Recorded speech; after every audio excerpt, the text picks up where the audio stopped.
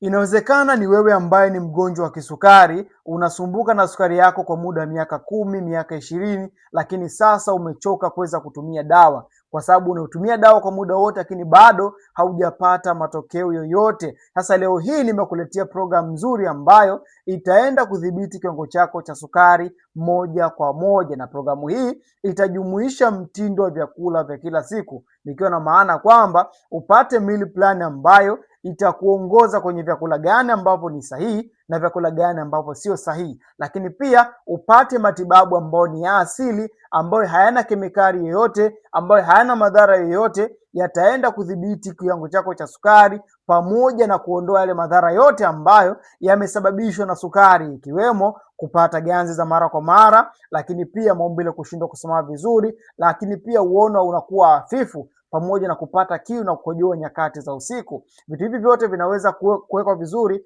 kama utaenda kurekebisha mishipa ya damu pamoja na mishipa ya fahamu, lakini pia kuweza kufanya mwili wako uweze kutumia sukari ambayo imebaki kwenye damu. Kama unahitaji kuweza kujiunga katika mwongozo huu, katika programu hizi, basi hakikisha una comment hapo chini neno program. Nitakusaidia kuweza kupata mwongozo sahihi ili na wewe uweze kudhibiti kiwango chako cha sukari ukiwa nyumbani, kutumia dawa ambazo ni asilia pamoja na mwongozo wa vyakula.